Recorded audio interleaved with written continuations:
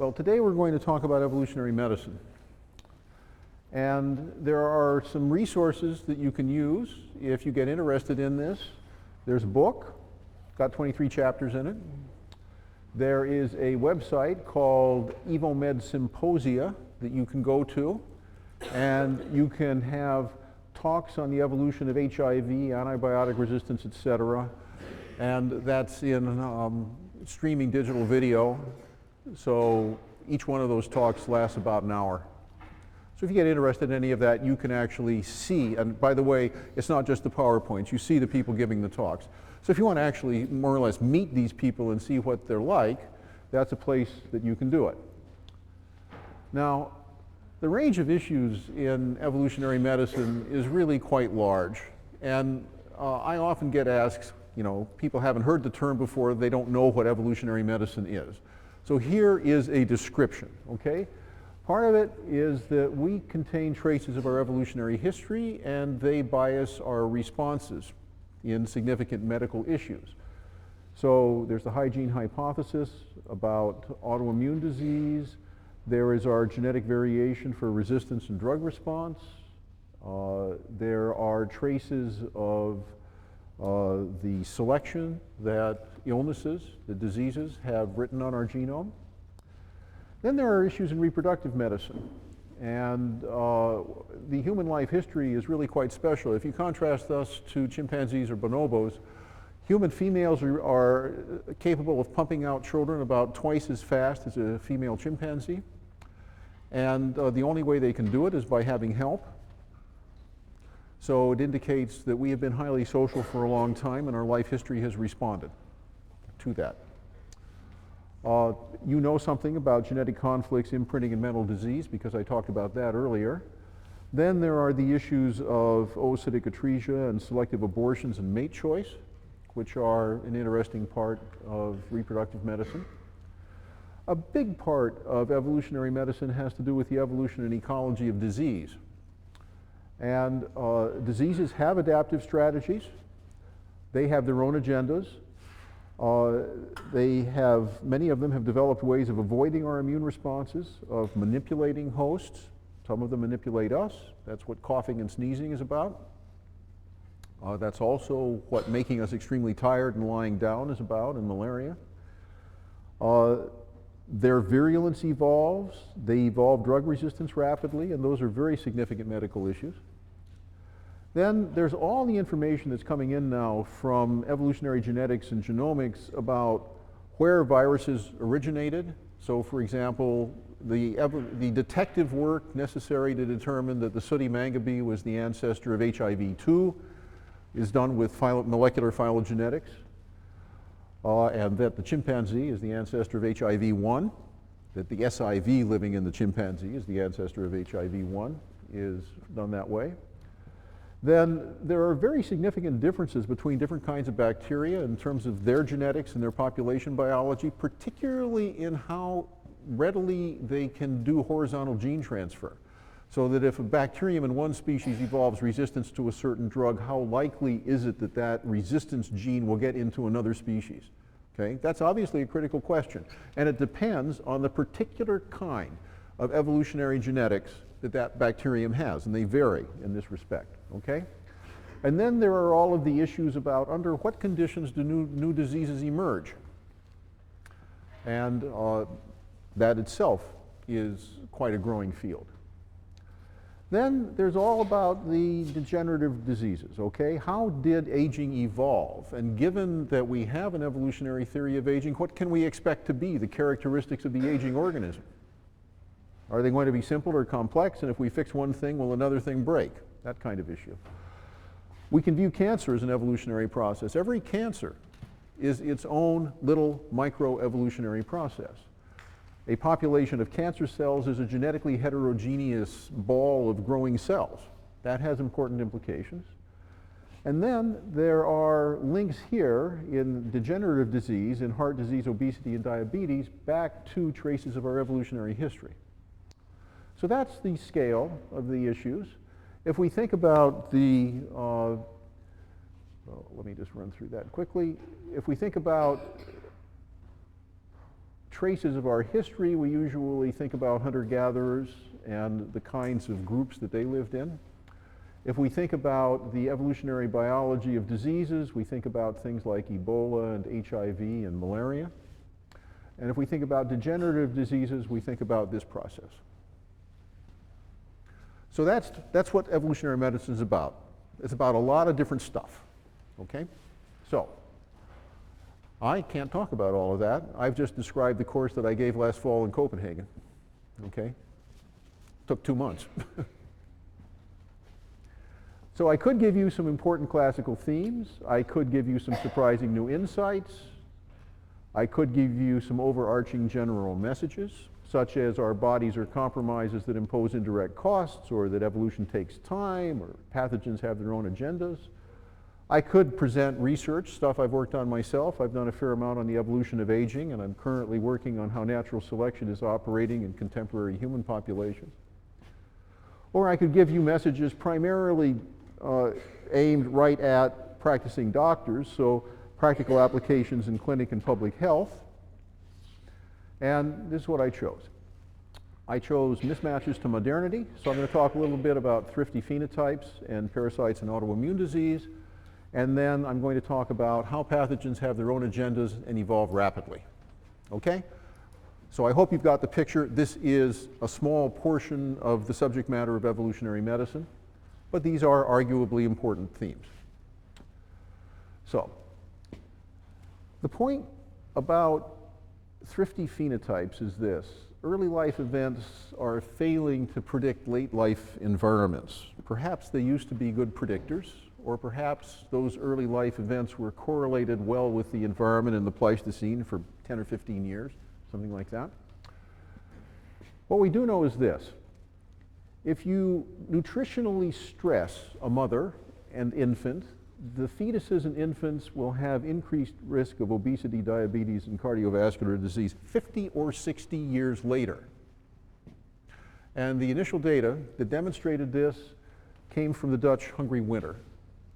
The idea is that stress early in life is switching the individual into a physiology that's very effective at conserving energy, but it is inappropriate if there is an adequate diet. So the muscle cells become insulin resistant, fat becomes concentrated in special depots, and we now have a lot of data indicating that this is the case in humans. So they come from the Dutch hungry winter of 44-45, when the Nazis basically cut off the food supply to Amsterdam, and actually to much of Holland. But you can also see this when there have been historical famines in Scandinavia in the late 19th century. There was a famine in Finland, and more recently in the UK and the Philippines. And you can reproduce this in rats and sheep. By the way, the fact that you can reproduce it in a model system is quite important, because it means that for whatever reason that thing evolved, that kind of reason must also have been there for something as short-lived as a rat. Now, if we look around the world, about 20% of American adults are obese. Interestingly, in rural Mexico, 60 to 70% are obese. That's not something you'd necessarily expect. Go into rural Mexico, you don't necessarily think that those people have a lot of money to eat a lot of food, but they are obese. The incidence of diabetes is exploding. So late onset diabetes is exploding. As you might expect, most of them are in India and China, simply because the populations of India and China are so large. And this is becoming a really significant portion of the world health budget. So these are significant issues. And if you look at percent obese across many countries, the least obese nation is Japan, and a lot of the European countries are have low levels, but the ones that have very high levels of obesity are US, UK, Germany, Australia. These are not necessarily the ones in which this kind of nutritional stress early in life would be very frequent. It is much more likely that as countries like India and China and countries in Africa and Mexico go through the demographic transition, and go through the economic transition into developing countries so that they have a parental generation that was more food stressed and an offspring generation which is more well fed and more exposed to junk food, that you will get this kind of a response.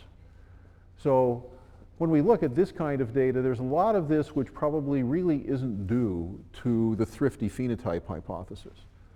I would guess that of the total amount of obesity that you see in the world, the part which is really due to a developmental switch being thrown early in life and then setting that phenotype up to respond inappropriately to a rich diet late in life, thereby developing heart disease and obesity and so forth at about the age of 50 or 60, is probably somewhere down around 5%. So not all of it, but probably a significant component. And the argument is that that was something that was adaptive in the Pleistocene environment, because if you could switch the offspring into a thrifty phenotype, it would have a higher probability of surviving the dangerous childhood years and making it perhaps to its first reproductive event. And in that environment, what was going on at age 50 or 60 was probably irrelevant because most of the population was dead by then anyway. So that's the kind of evolutionary argument that gets at it. I don't think we actually know what's selected for this. I think that we have a plausible evolutionary story to tell about it, but the fact on the ground is that it really happens. So it's important to know about, and it might be for the evolutionary reasons that I just mentioned, but we don't know. Okay, now here's one where we are a little bit more certain. And again, this is a hypothesis that is in the category of things where humans are mismatched to modernity. So they are experiencing a disease which is caused in part by our historical shift into a civilized state. It runs like this. Our immune system co-evolved with worms and bacteria, so it more or less evolved on the assumption that we would always have worms and bacteria in our bodies. And when modern hygiene, so basically good clean water systems and antibiotics take out the worms and bacteria, our immune systems respond inappropriately. We can see that autoimmune diseases are actually exploding.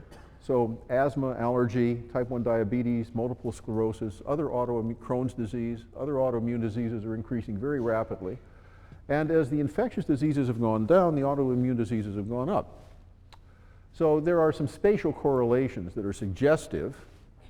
I'll show you some data that are tighter than this. But if you look across the planet, you can see that where diabetes, type 1 diabetes is common. Type 1 is an autoimmune disease, okay?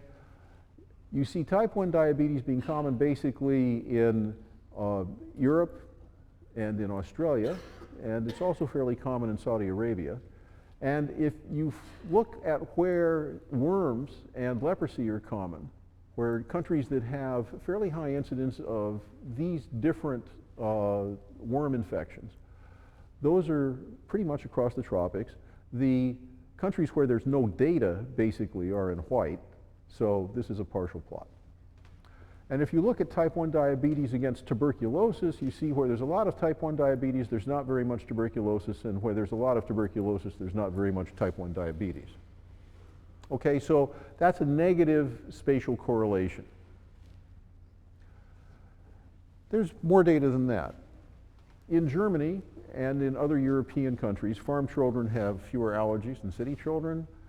If you go to Gabon and you go around testing by just nicking people on their arms, which is a very, very easy test. You just apply a little bit of dust mite egg to somebody's arm and see whether they have a reaction. The kids that have schisto don't have so many allergies, okay? And they don't have a reaction to dust mites. And if you look in these countries, adults with less asthma are more likely to be infected with nematodes. And just let me comment before I take that one off, that if you are a doctor working in the tropics, you almost never see autoimmune disease. So if you go into Médecins Sans Frontières and you go to Gabon or you go to the Congo, you'll see a lot of infectious disease and you will see a lot of worms, but you will not see very much autoimmune disease. That's the take-home message from this summary. Now, how might this work? Well, worms are big multicellular parasites, and they have to live in our bodies a long time to reproduce successfully. When they send their eggs out to get into another host, those eggs are going into an extremely risky environment, and it's not very likely that any single individual egg is going to make it. So the worms have evolved ways of living in our bodies for a long time without being knocked out by our immune systems. This has been going on for hundreds of millions of years. They're very good at it. They are interfering with signaling pathways that also happen to be the pathways that elicit allergies and asthma. Now, think about it from our point of view. We got these worms in our system, and they got to be really good at living in our bodies for a long time, but we have an immune system that wants to react to them with a big inflammatory response. But it's not going to be able to get rid of them because the worms have outfoxed us. So we have to make the best of a bad deal. What we have to do is we have to downregulate our inflammatory response in the presence of worms so that we don't damage ourselves. Because inflammatory responses turn out to be one of the most damaging parts of degenerative disease. That's what's going on in arteriosclerosis. That's what's going on in rheumatoid arthritis. You know, there's just an awful lot of inflammatory response damage can happen to your body. So our immune system basically downregulated in the presence of worms. Now, that means both sides of this coevolutionary interaction have evolved. So the causes really are rather complex. The parasites have been removed that actively downregulate the immune response. That leaves inappropriate responses of our anti-worm machinery. And that anti-worm machinery lacks proper targets and is fooled by inappropriate targets.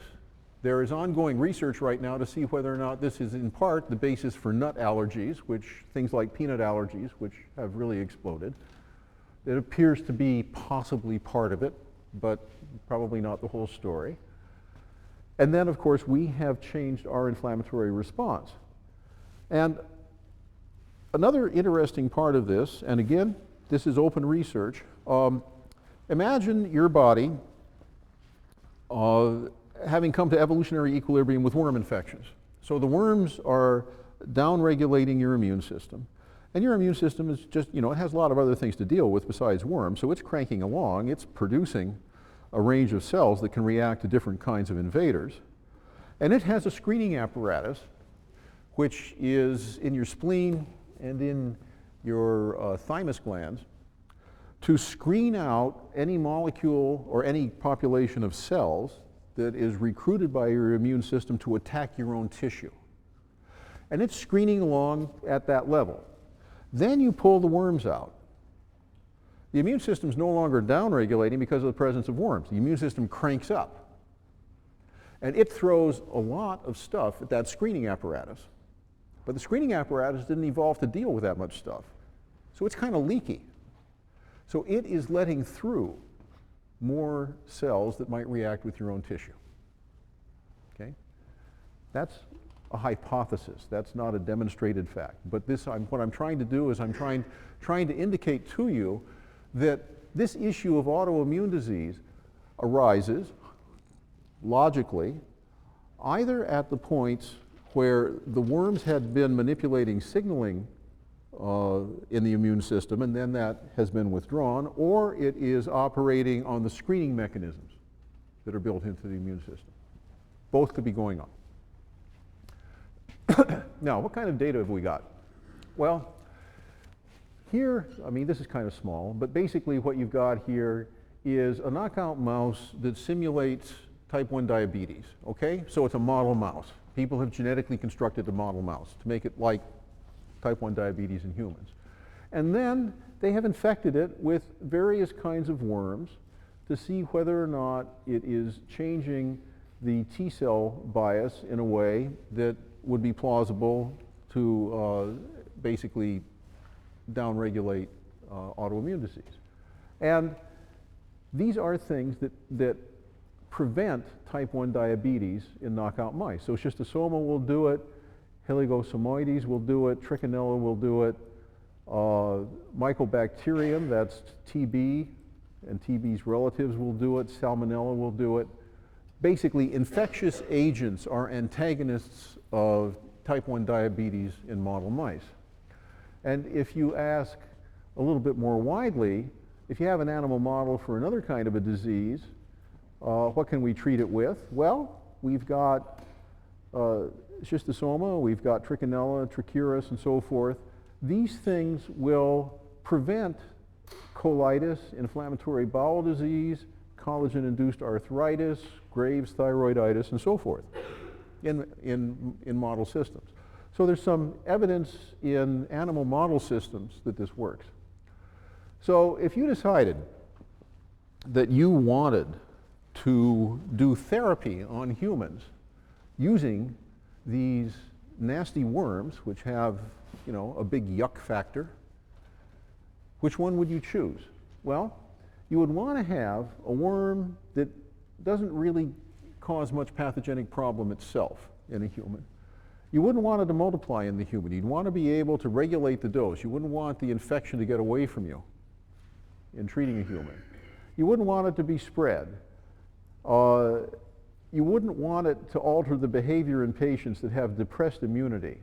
You wouldn't want it to be affected by common medications like aspirin and stuff like that. Okay? Well, which one will do that? Turns out that this pig whipworm has these characteristics. And what you can do is you can breed these things in the lab. I've seen them in Rick Mazel's lab in Edinburgh, growing in a little vial. They're whipping around in the little vial. They look like little pieces of thread. And basically, you use their eggs. Now, here's some data. Patients with Crohn's disease and ulcerative colitis improved after ingesting 2,500 pig whipworm eggs.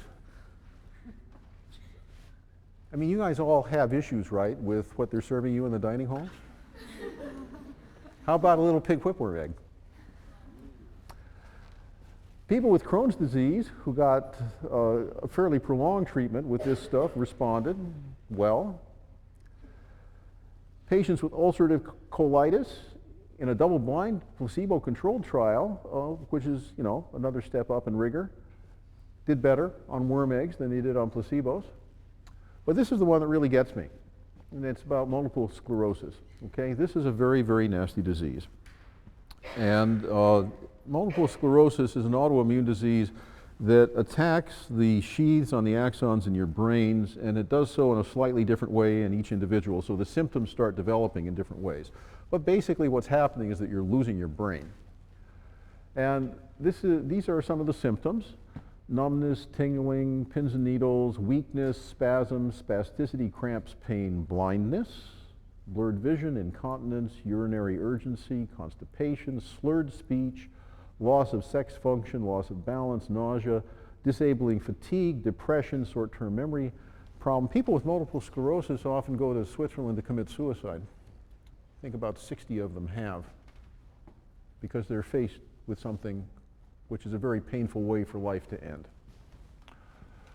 Well, there was a case control study done recently in Argentina that showed that the progress of multiple sclerosis is a lot slower in the patients that are infected with parasitic worms. And that was convincing enough. This was a case control study. So for clinical medicine, that's sort of the gold standard. You take a bunch of people and you match them with cases and controls, and then you see what happens differently in the two populations. So the data there was convincing enough to persuade the NIH to begin a clinical trial in Iowa in which MS patients are being treated with the eggs of pig whipworms. Now, this is the data from Argentina, and the x-axis, by the way, the 4 panels are 4 different ways of measuring the progress of multiple sclerosis.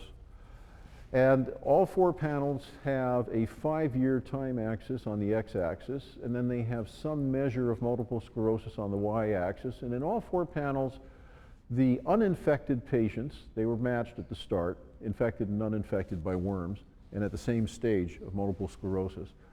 The uninfected patients got worse, and the infected patients did not get worse.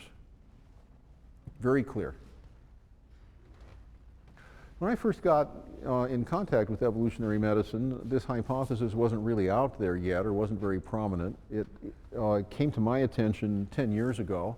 I didn't believe it at the time, and I'm actually rather astonished that this is the part of evolutionary medicine that is actually resulting in an important clinical result that could change treatment and save a lot of agony.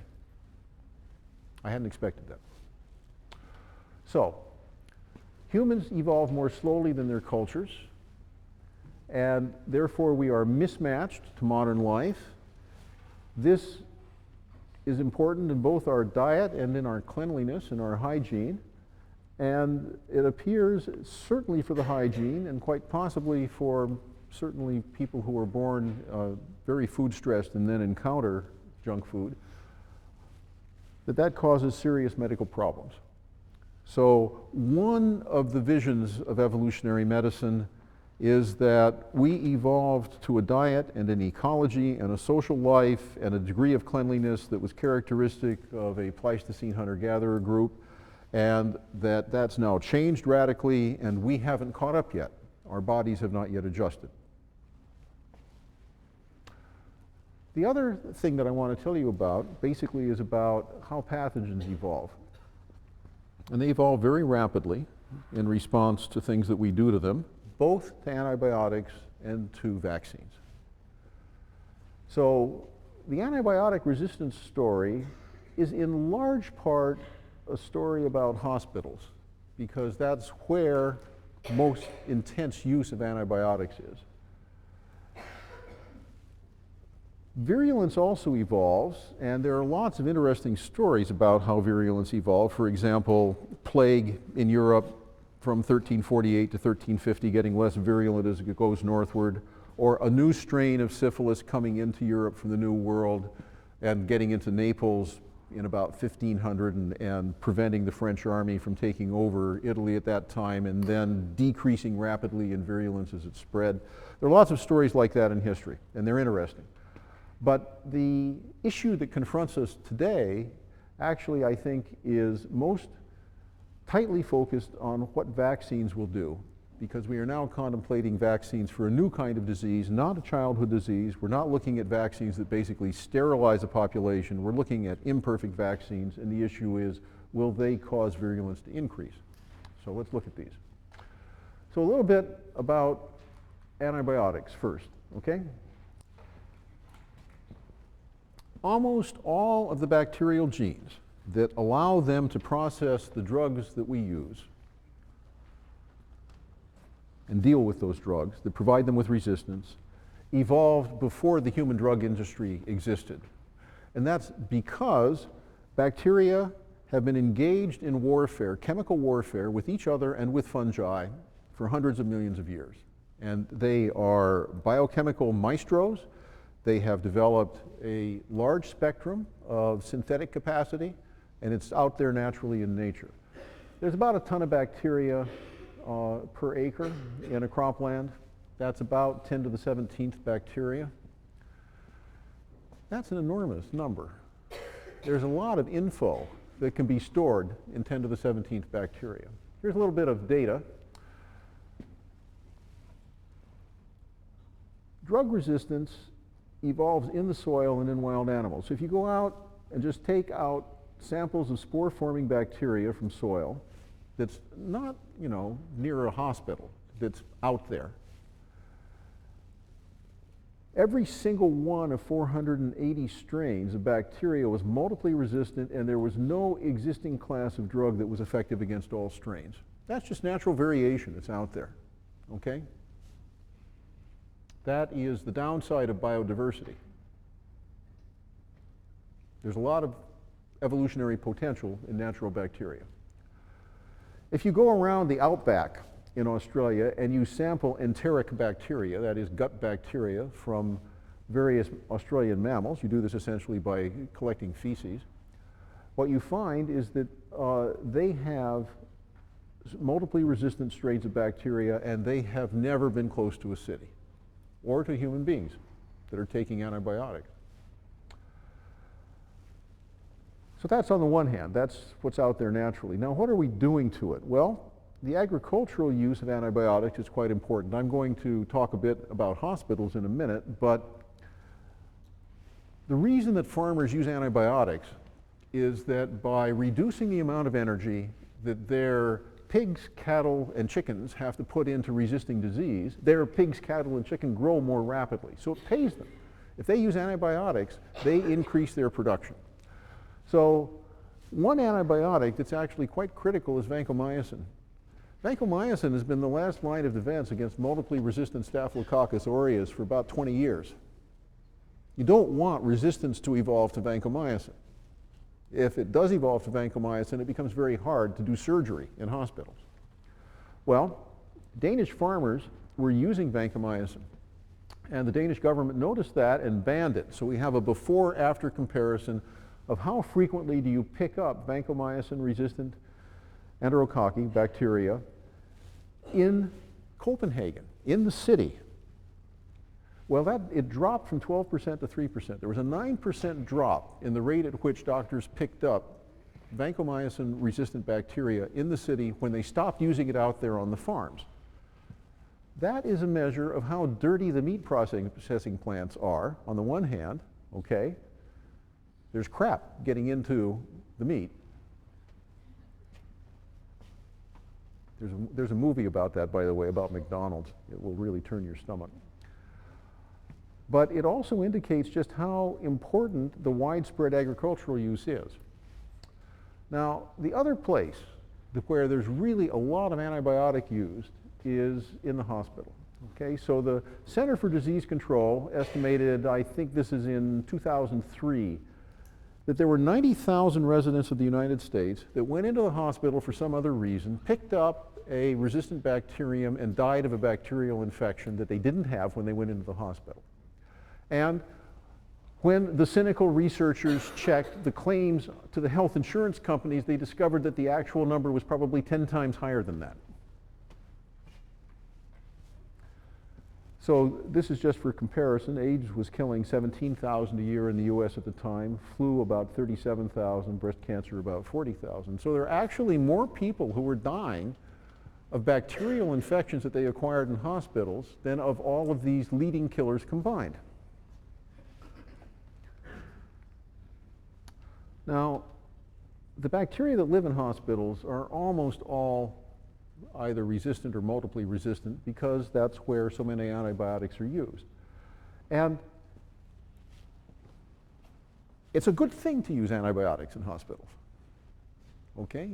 When you bring somebody into the emergency room, or if they're in intensive care, and they are possibly just a few hours away from having to have an operation, you don't want them to be in a susceptible state. You want them to be clean when they go into that operating theater. So you're going to use antibiotics on them to increase their probability of survival if they have to have a major operation. But the consequence of that, which is a benefit for the individual, is a cost for the population. And resistant strains are much more expensive to cure.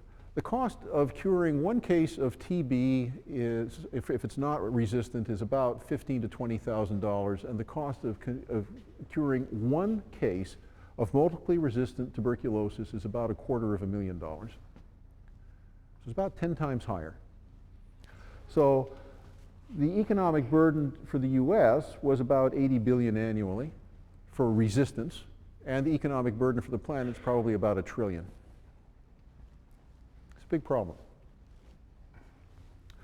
So basically, I'm not going to read all the way through this, okay? Basically what this says is people move back and forth between hospitals and nursing homes, and when they move the bacteria with them. And so however you're managing it in the hospital, you have to deal with a situation where it could be coming back in. And I can tell you that if you operate a nursing home, you are just deathly afraid that one of your patients in the nursing home is going to come up with a multiply resistant strain of bacterium. Because in old people, that can go through and just wipe them out. You'll get incurable pneumonia very quickly occurring.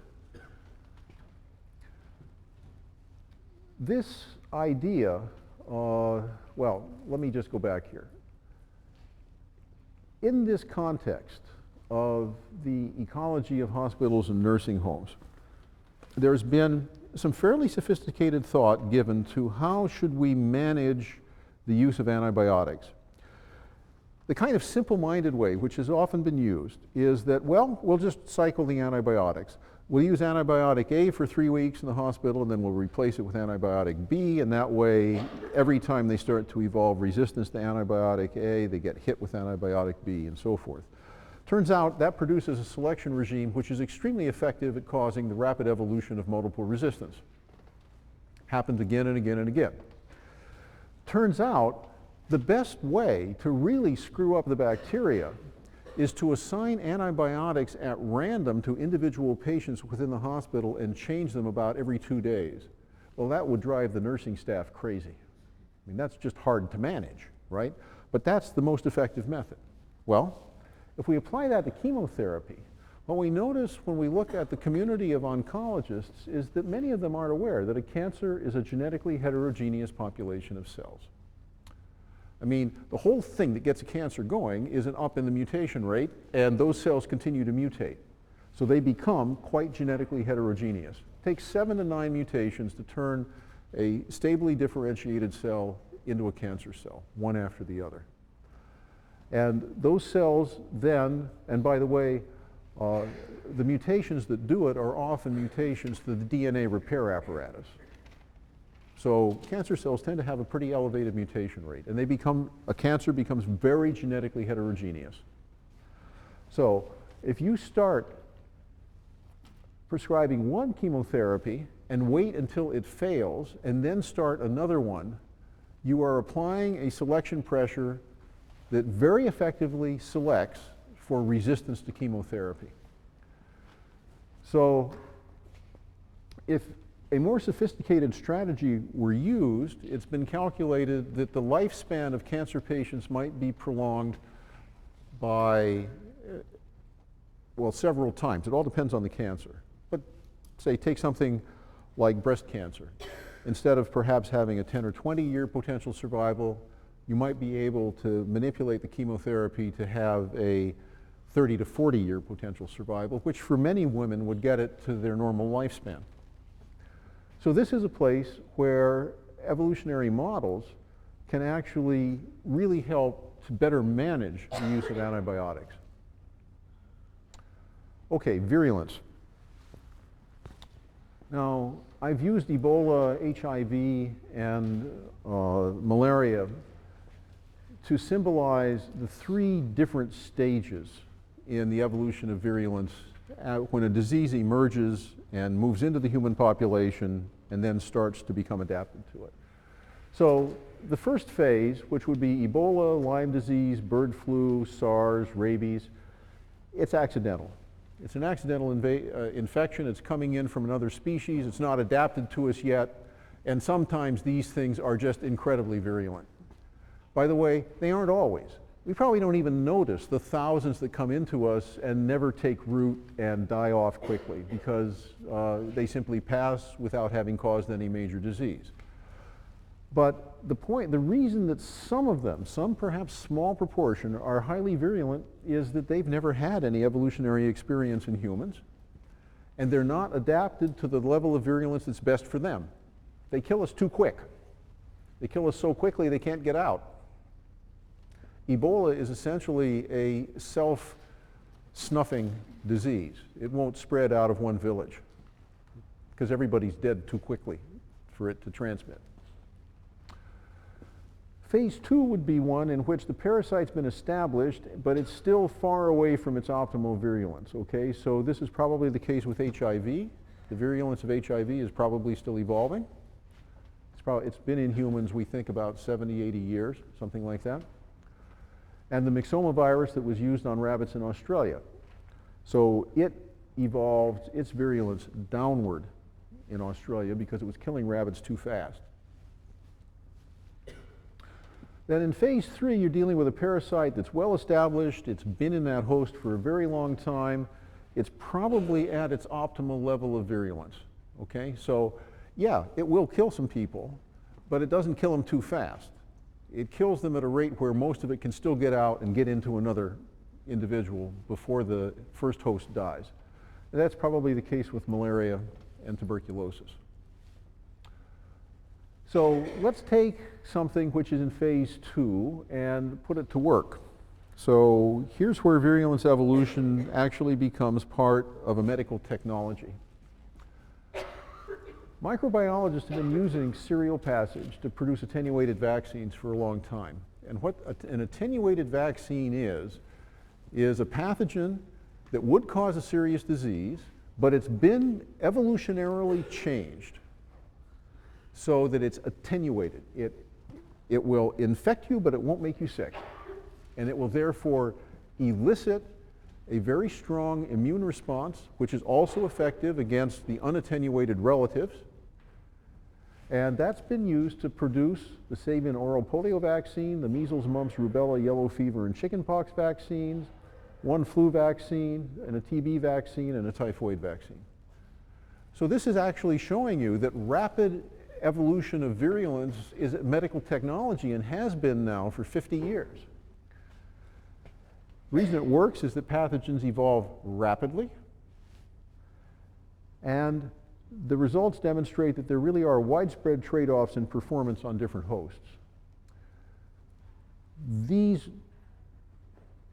This trade-off right here, that you do well on one host and poorly on another, that a jack of all trades is a master of none, the master of one doesn't do well on another, limits host range and constrains the emergence of new diseases. So these kinds of data, which basically were directly technically related to the production of vaccines, are indirectly telling us a lot about pathogen evolution and ecology. So here's the way it works. What you do is you get a nice genetically homogeneous mouse, which is not going to be any kind of a genetic challenge to the parasite. So you give it a sitting duck, except it's a sitting mouse, okay? And you inject it with parasite. Parasite grows exponentially, and while it's still an exponential growth phase, you take some of it out. You remove its transmission costs. You take away any trade-off it might have had with transmission. Okay? So it's going to become really bad at transmission. But boy, does it get good at growing in this thing. You extract it, you re-inject it, you let it go through exponential phase. You just keep it in exponential phase the whole time. You're killing mice like crazy. This is what happens. This is a passage through mice. This is the percentage of dead mice. This is salmonella. So you start it in a new host, and it gets more and more virulent in that host. As it specializes on its new host, it gets really good at growing in that host. This is what happens through passages in cell culture, and this is the number of monkeys being killed for poliovirus, and this is actually Sabin's original data. Okay, so he's passaging polio through cell culture, so it's getting really good at living in cell culture. It's getting really lousy at living in monkeys.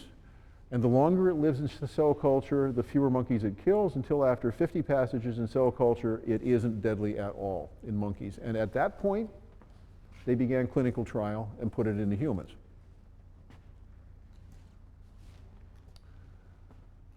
Okay, so the point of that, I mean, there are a number of points in that whole story about manipulating virulence. One is virulence can evolve really quick. Virulence has been manipulated by medical technology for the last 50 years to produce some of the most successful vaccines on the planet. That itself is an impressive confirmation of this hypothesis that I just put up there, which is that in order to do really well on one host, you have to give up the ability to infect others. So if you want to produce a vaccine that's a live attenuated vaccine that infects a human, you take it out of the human, you put it into something else, you make it really good at killing that other thing, it becomes lousy at killing humans, and when it gets lousy enough at killing humans, you can use it as a live vaccine. Now there's one more thing I want to tell you about evolutionary medicine, and that's about whether virulence will evolve in response to vaccines. So I've already introduced you to the virulence transmission trade-off.